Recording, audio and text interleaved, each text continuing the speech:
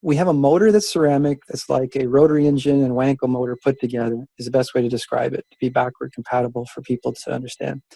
And then what happens is that if you take a look at a hydrogen vessel that you would make hydrogen in, it looks an awful lot like, and it's made of nickel, a sleeve that goes into the block of an engine. So they made it so that the actual cylinder where the piston goes up and down is what's used to make the actual hydrogen. So you have a combustion engine where the cylinder itself is creating the dynamics to be able to create the hydrogen on demand for when it gets to top dead center and has the ignition, just as it's required. Then you have magnets around that to be able to create a generator, electric motor, hydrogen, and combustion all in one, all four in a ceramic motor. And it runs at 26 degrees Celsius. We're happy to share this with the world. You can see it and you can make it yourself.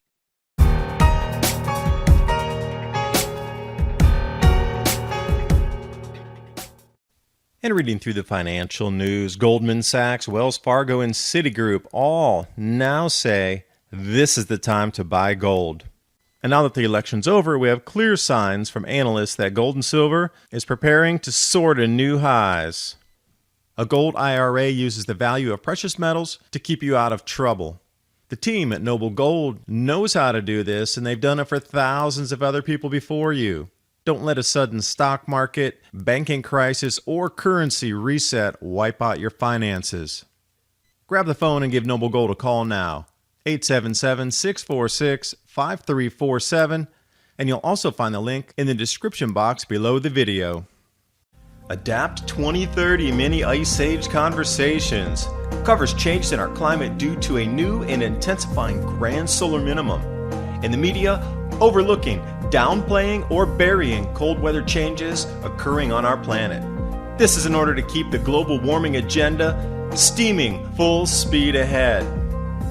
I do this podcast and radio program because we need to begin conversations on how to adapt our food growing strategies long before 2030 as agricultural zones shift, affecting global crop output, but very few mainstream media outlets are talking about the most important issue of our time, cold weather crop losses.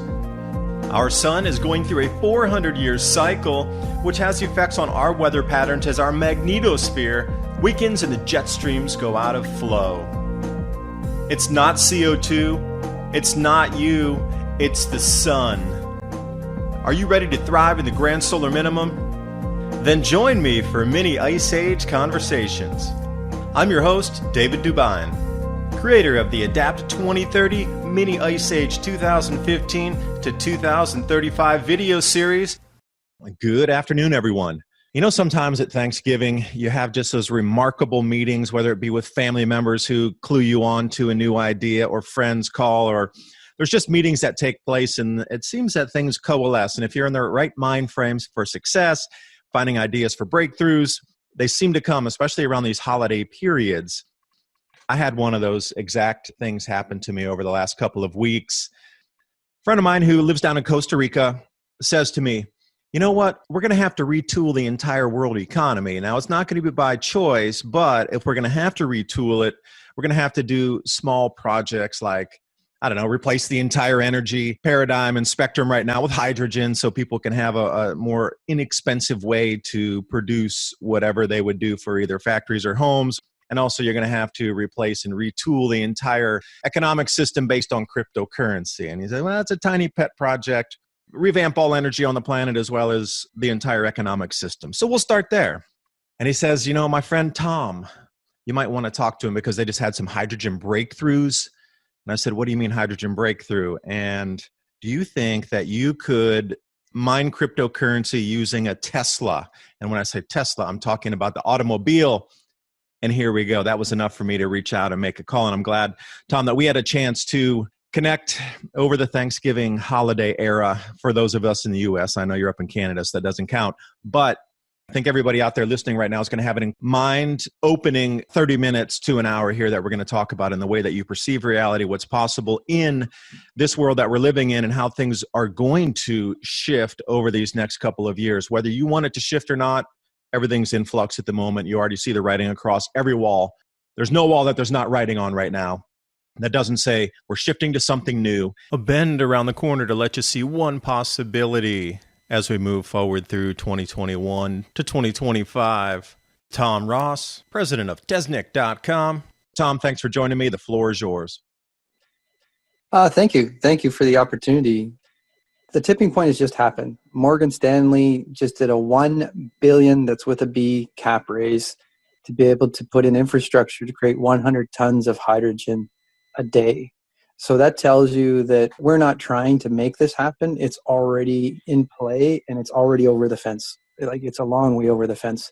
The challenge is with fuel cells and the traditional way of doing things, it's not super efficient. It's still very expensive from a traditional oil, gas, coal, nuclear, so on. So what's happened here is we've had a 50x was the first one, reduction in cost with no rare earth materials, very simple device, no breaking laws of thermodynamics or anything. So that's where we're at. Now, to give you a bit of background, 20 years, $70 million invested, already 2 contracts to be able to convert 2 entire countries where they mandate and legislate that all vehicles have this put on it. So this is not in a garage. There's 1 million road miles that are already vetted, from the ice roads to the deserts. So this is ready to rock and roll. But the market wasn't ready. Now the market's ready. And now this shift from a US dollar to a cryptocurrency to replacing oil with hydrogen is well underway. And the old whales of the market and the new young whales of crypto and so on are now going to be swimming in the same water that creates this hydrogen. That's where we are today. So, well, let me ask you, if I could jump in and ask a question. It sounds like we're just replacing an apple with an apple. It sounds like huge industry is going to be required to make this hydrogen and then transport it, and you're going to have to go to the same places to do. It sounds like we're just going from a liquid to a gas. So what's the caveat here? Well, why is this such a unique thing? The breakthrough is this is energy on demand as required. So it doesn't use a fuel cell. It goes into a combustion chamber. And then the only thing that comes out the other end is water and oxygen.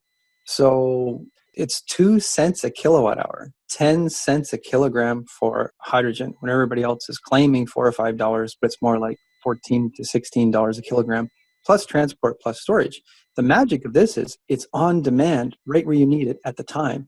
Because when you bring electricity from a nuclear plant or wherever it is, or stored energy and fuel, there's transport trucks, there's refining, there's a boat, there's lots of different things that get it to you. The wires, electricity alone, 50% of the electricity that comes to your house is gone.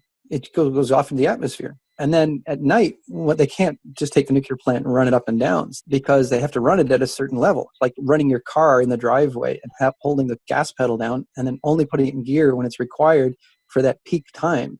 So there's so much losses in our system that it's just huge. So water, wind, solar, all these things, you have to have a storage system because they're intermittent. Where with this, you simply just make the hydrogen. The hydrogen instantly goes into the combustion chamber, pushes the piston down, and then it makes electricity, goes into a very small battery for little surges and stuff that you need. You have regenerative braking and stuff. So think of it like a Prius, but it's running on hydrogen. And that's really what this is. There's different versions of it. There's a Happy Meal 1, 2, and 3. The first one is any diesel, gas, doesn't matter what it is in the world, you can put this onto right now. And it drastically reduces the emissions.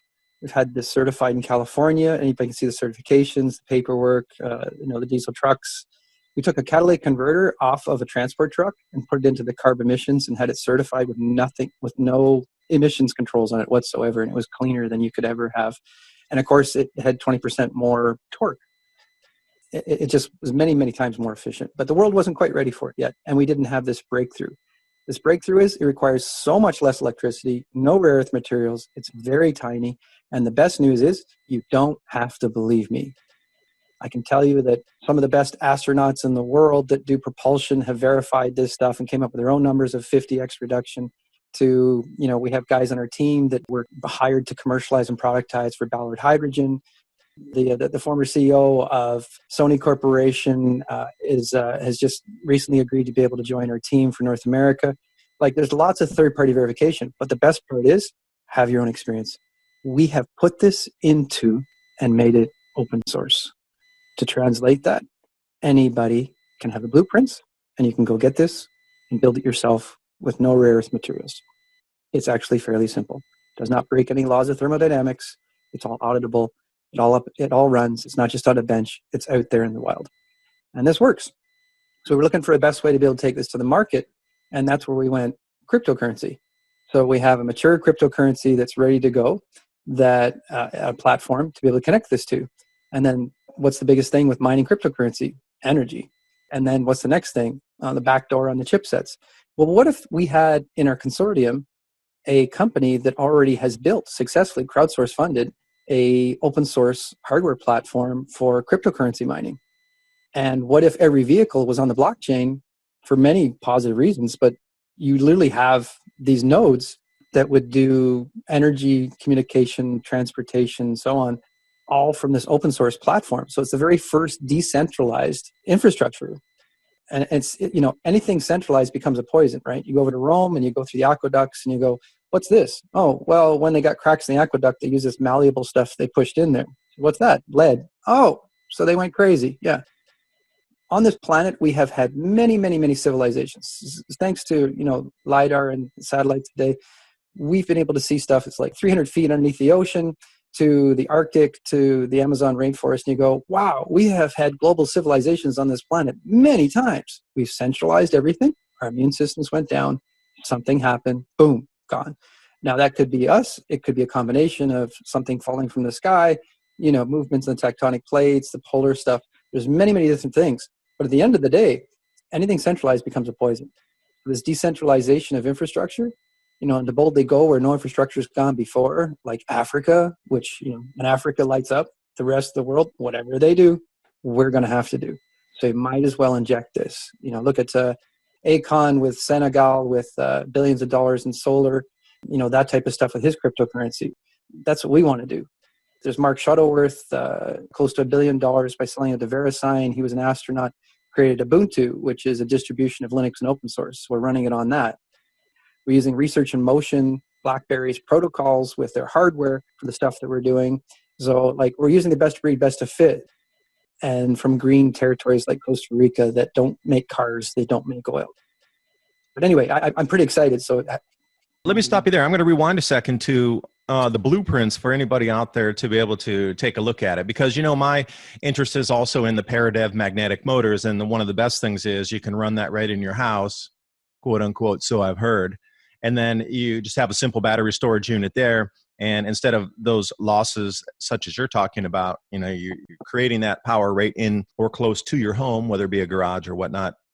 But those Preparedness blueprints are quite findable around. And if you look back in Nikola Tesla's patents and then you bring forward and you see the innovations in the blueprints that you can use and actually go off to somebody with CNC lathe and say, I need this exactly right here. So I can just download the PDF, take it off to somebody who's running a tooling shop and say, please make this for me and use this particular type of material. We need this type of magnet. It needs to be drilled in at this many degrees offset so the magnets spin and then release their magnetic fields and push each other forward.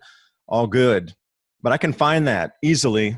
But you just said, if I want to utilize this into my car and I'm sitting here going, all right, I understand taking off the catalytic converter. And I've seen back in the day when people are recirculating, recycling their exhaust to then push in for the next cycle. I understood that. But where am I going to find this so I can build one if I have a tooling shop and then say, hey, I want to build this. And I have a mechanic friend that can then install it. So how do I find all this online? Or where do I even find it? Is it on the blockchain, online, or website? I'm not really sure. Yeah, you can go to Teznic.com. Yeah, how do you spell that? T-E-Z? Yeah, N-I-C, Teznic.com.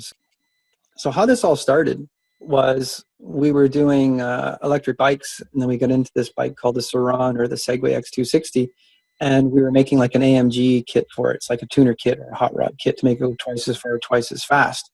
We were playing with this thing. It's this unicorn. It's this whole new market segment. It's not an e-bike. It's not an electric motorcycle. Something between 120 pounds, but it performs like a 600cc motorcycle. So it's revolutionary. It's just incredible and very sexy. Because today, if you want something to happen, it has to be fun and sexy. Because humans just don't do anything else. And to change human behavior is the hardest thing on the planet. You have to ostracize the existing behavior and show an example of a new behavior that people want to gravitate towards. And that's the only way to do that. An NLP, neuro-linguistic programming, behavioral standpoint, right? That's the only thing that's successful. They can go to Teznic and they'll be able to see some of this stuff, and it's in the process of being put up on the blockchain, the foundation. Now, people are going to have a question in their head, how do you make money? What are you doing? Okay, you're going to run a crypto. Okay, great. You got a block of that. Okay, great. But we're doing it like Red Hat Linux. So what happens is that we make money from the integration, customization, support, remote monitoring, maintenance, anything to do with standards, training, certification. So we're creating like an open source software project, because it really is mostly software for us, right? You can get a hold of materials, we're happy to make them and help to enable other people to make them. That's really the magic, is that we have a way for everybody to monetize this and make use of it and integrate it. And that's been the challenge for everybody else. There's tons and tons of innovations on this planet, but find a business model and a way to market and how to execute the team to do that. Because people that invest, they invest in teams that have a track record of success in that space, of being able to execute and to successfully go to market. Products change, technology changes, the mood of the market changes all the time. But at the end of the day, if you have a team with a track record of success, like Alex Logie is on our team, in hydrogen in the last 5 months, he turned 3 cents into $1.53 with $4.5 million as the buy-in at 3 cents. And Alex Logie was at Citibank for 12 years doing derivatives, 3 largest clean tech funds in the world, founder, one sold off to Bear Stearns. In the cannabis industry, he's made a lot of people lots and lots of millions of dollars.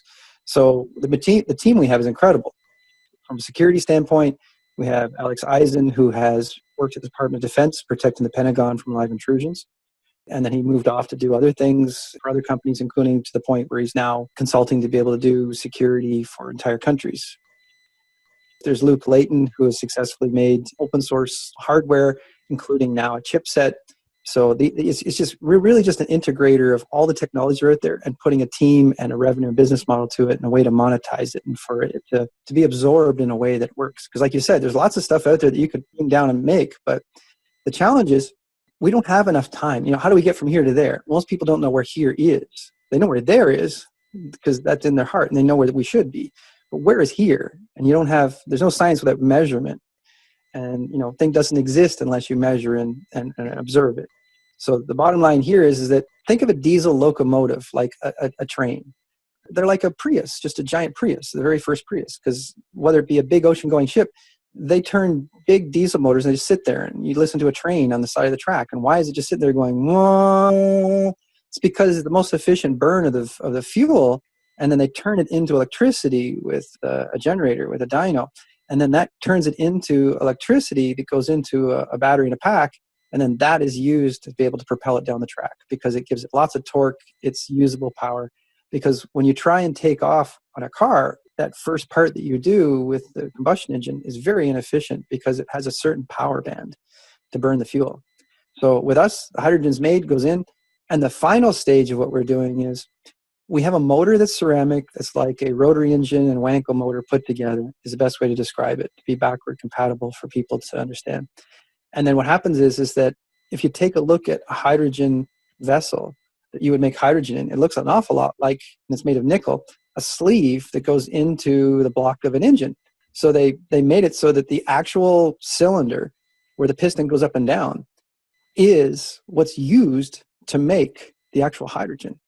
So you have a combustion engine where the cylinder itself is creating the dynamics to be able to create the hydrogen on demand for when it gets to top dead center and has the ignition, just as it's required. Then you have magnets around that to be able to create a generator, electric motor, hydrogen, and combustion all in one, all four in a ceramic motor.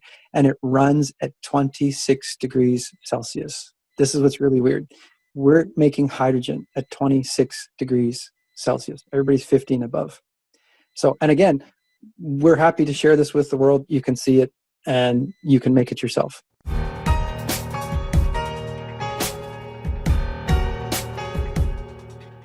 And how prepared are you for the transition into the grand solar minimum? Are you prepared for emergencies?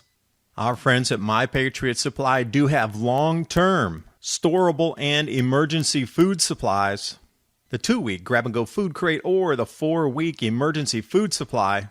They also have a large range of water filtration and items you can use yourself to get ready, such as Mylar bags, oxygen packs, things you can use to DIY your own long-term storable foods, and a host of different survival items that you might not have thought about during your preparations. Use the Adapt 2030 link in the description box below, and while you're there, take a look at the selection of Heirloom seeds, because you're going to have to grow some of your own food moving forward into the new E.S.T Grand Solar Minimum. Take back your peace of mind by knowing that you're prepared when others might not be.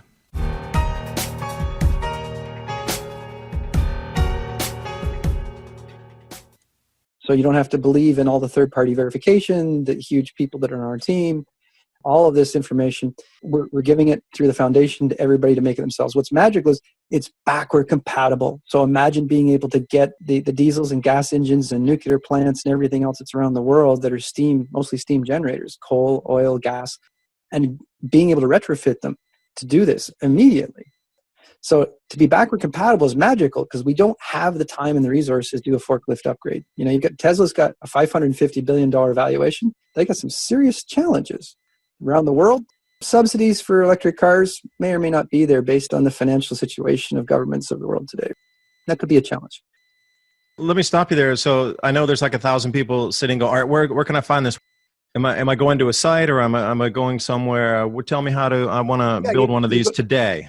You go to Teznic.com, and at Teznic.com, the information is there. It's by request by certain people at this point until we completely open source it, because we're looking for certain organizations and individuals to be able to come to us, and we share this information with them to verify it, and then we bring it out to everybody all at once. So that's only because we're only gating it because of our own internal resources, because this only happened recently, last 3 to 4 months, this breakthrough. So we just have to scale up to be able to do that. So we want certain people that can help us to scale, to say, hey, look, I've done open source projects before. You know, I've done foundations before. I am in this sector. I know what you're talking about. I have some type of value to help you to scale this. And that's initially what our ask is, right? Is the people to say, hey, I understand what you're talking about. I'd like to help you to disseminate this information as fast as possible. So that's really our ask, you know. And we started out with this bike, and I asked, what's the challenge that we have here is, you know, I said, look, this e-bike, it's a great toy when it first starts out because it goes 30 miles on a charge and goes 40 miles an hour, weighs 120 pounds. It's a dirt bike. It's a lot of fun, but it doesn't go far enough and fast enough, and it takes 3 hours to charge. So we got it down to 20 minutes to charge, and it would go twice as far, twice as fast, and much smoother and so on. So the rapid charging, we used a variable speed charger with an oscilloscope with a pulsing power supply is what we did. So it would ping it, see what's from the oscilloscope, and then it would send the next amount of amperage, wattage, and voltage because it's highly varied as the cells charge up. So we did that, and then one day I said, hey, why can't we get regen to be able to be more than like 5, 10, 15%? I said, well, the issue is you have a lot of power in a very short time period. So capacitors, batteries, whatever, there's no real way to store that in a cost-effective way. The space budget for an e-bike, it's just never going to happen. I said, well, what about just turning it instantly into hydrogen and putting it in a little container under 100 PSI, 300 PSI? And they went, wait a minute, that might work. So there's no electric motors in the world that are as good at generating as they are as propulsion moving forward. And they have gearing systems for reduction, which really screws up the whole process. I said, well, I found a motor that has 3 rotors inside of it, no windings, permanent magnets, and basically it's a 3 kilowatt motor that acts like a 16 kilowatt motor and is still air cooled. And they're like, what? I said, yeah, it's about just not much bigger than a 3 kilowatt motor. And it doesn't require any gear reduction either. It's like 3 motors in one, and it's way past 3 phases.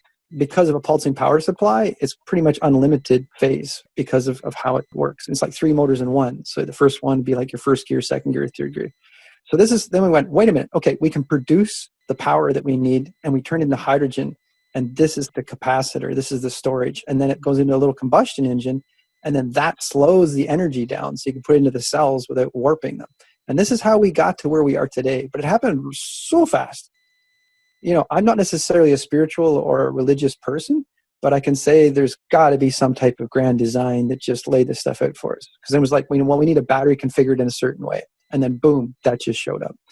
This is so many things showed up so fast that it's you can't explain it other than somebody out there, something out there is, you know, it's like when Darwin met the platypus. It's like, wait a minute, there are some exceptions here. There are some anomalies we have to take a look at.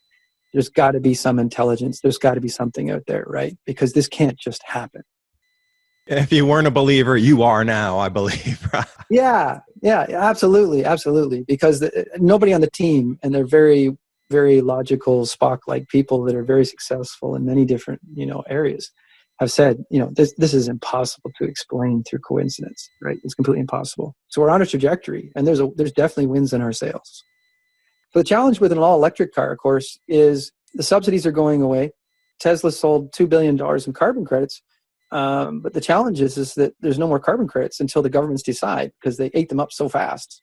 There's all these challenges for electric cars moving forward, getting it serviced. Rich rebuilds, right? The guy that got the used Tesla had water damage and then had a whole bunch of challenges working with it. And then, he had $200,000 in credits for his referral program, and then just took it away from him. And now he's like, I bought a big diesel truck. Forget this. I tried to do all this stuff and I found out there's a whole bunch of problems. So it's just a cult at the end of the day. And the irony is that he did that. We contacted Rich Rebuilds and said, hey, you know what? The irony is we can take your turbocharged Cummins diesel in that GM pickup truck with a lift kit, 4x4, and we can turn it into something way cleaner than an electric car or a hybrid of any type. And that blew his mind. Let me stop you there. And again, coming out with the reductions, you can carry all your methane expelling cattle around you, pulling them in a trailer with no problem, because I know I'm going to step on a few toes by saying this, but this whole carbon credit thing makes zero sense. And it's for anybody with logical thinking, you just have to step back a second and say, wait, hold on. If it's such an existential threat to society and human civilization itself that even 1 gram of carbon is emitted into the atmosphere, yet you're telling me, okay, on the other side of the planet, they're allowed to put carbon in the atmosphere, but on this side of the planet, you need to buy something where you can offset it, and then you can trade something on paper. But wait a minute, you put something in the atmosphere, so regardless if it's one company does half of what it did and the other one does one, and then you're offsetting, and but wait a second. The carbon went into the atmosphere. If it's such an existential threat that we've been just slammed with in the media, that's like saying, well, you only take a little bit of cyanide, and what you don't take, I'll take, because, we're offsetting the amount of cyanide. It's almost something like this is the most ridiculous thing that you've ever heard. And I know there's a big, carbon trading floor on hold now, and I know it is going to, or has proposed to be, on the business edge of things, as a trading platform in itself and a value prop for, business to exchange business. But that whole thing about you put something in the atmosphere. In a news story, they're writing one thing at the top, like, oh, carbon dioxide is so dangerous, it's going to kill us all. And then, the next one. But by the way, if you pay for it, you can have somebody manufacture on the other side of the planet. Some of these messages we're getting in the media about what's acceptable, how it's supposed to work, talking out both sides of the mouth, it's infuriating and it irks me a little bit that just the average people out in the news feeds don't see through that garbage, or else the entire planet's populace would have said, all right, put a cork in it. That makes no sense. This thing is a sham. And if you're really true about what you say with carbon reductions because it's such a threat, stop all manufacturing on the planet. But we know that hasn't happened at all. And there, I digress. I'll keep rambling along there because it really is one of my pet peeves about this whole green economy. And, this whole thing about magnets too, you mentioned magnets. Why is it that we have not been moving forward with any of these patents that have been put up for the last 100 years with devices that can generate electricity using the Earth's magnetic field, propelling magnets to spin something to generate electricity, and you can put that something in whatever device you want to? Why is there nothing out there? Why does it always have to be an oil-based something that brings us to produce power? This whole hydrogen thing I'm super excited about for indoor vertical agriculture, and the heat also, to be able to run your electricity, to have your heaters in greenhouses and also your lights on the vertical trays. It's exciting for me to do this. But why is it that we've been dissuaded from talking about magnetic motors, using them, developing them, and then hydrogen, has been put on the back shelf for so long. It's been talked about for how many decades now, and finally we're coming to something where it's going to be usable. And you're talking about bringing it out into the public arena, and I'm like, yeah, are they really going to allow that to move forward? Because everything that brings us up to this decentralized lifestyle, where we're not beholden to government and systems and top-down pyramidal hierarchies, etc., and you're so close, I can taste it, I can see it. But do you really think they're going to let it go? Because these magnetic motors did, and they're trying to slam down carbon credits up and down the wazoo there. So I see a lot of different things happening here, a lot of different gears in motion, no pun intended. But right now, the wants and desires are over. Even the big guys have decided that are in oil and US dollar, that it's a cryptocurrency that's the future, and hydrogen. It has to be, because everybody breathes the same air, the same water, the same food. This video is brought to you by our friends at TrueLeafMarket.com. Heirloom and organic seeds for any grow zone on our planet.